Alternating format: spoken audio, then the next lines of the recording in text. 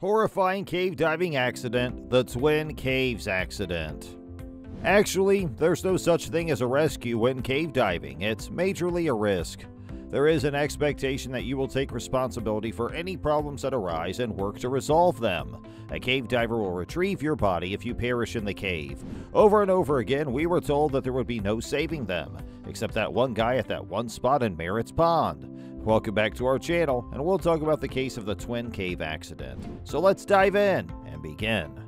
Since Ed Sorensen wanted to start a cave diving business on Merritt's Mill Pond, an artificial lake in Marianna, he relocated from Portland, Oregon to Florida 15 years ago. In addition, he joined the International Association of Cave Rescue and Recovery. Most cave rescues end in tragedy because by the time someone goes missing and an IUCRR diver arrives, the person is usually already dead. There have only been 4 successful cave rescues before 2012. 7 hours of Ed Sorensen's life were spent in April 2012 bringing a young man's body out of a cave in Tallahassee, Florida. As he attempted to squeeze through a narrow passage without his gear, he became entangled. After a while, rigor mortis set in, and he had to manually move his limbs to force himself back through the opening. Ed Sorensen's resilience has been questioned by many who wonder how he deals with setbacks of that magnitude. This may come out as frigid, but Ed can tune out. That week later, Ed got an urgent phone call saying a diver had gone missing on Mill Pond, and he immediately feared the worst.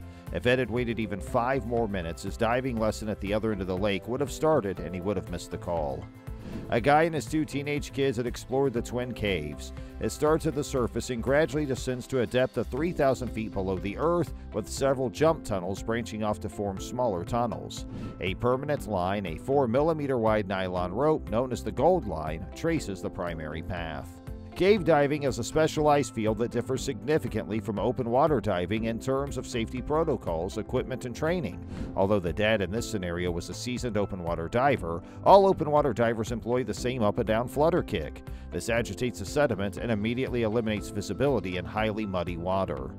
Local cave divers who were already exploring the Twin Caves spotted the trio as they made their way inside. One of them spotted the family performing flutter kicks and signaled for her party to leave, but within seconds it was completely dark.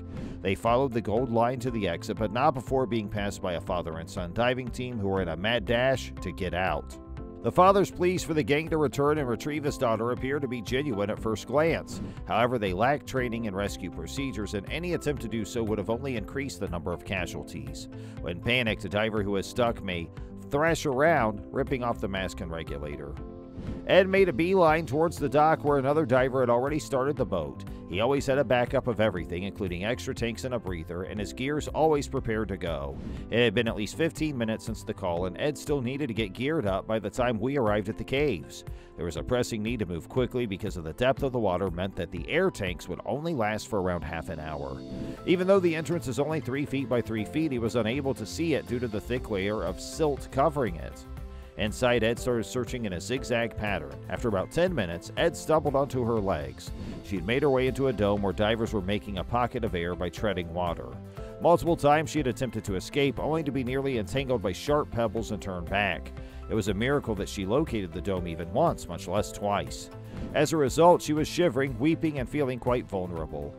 To this, Ed responded, "I'm going to get you out. I'm not going anywhere," and he urges them to take it easy.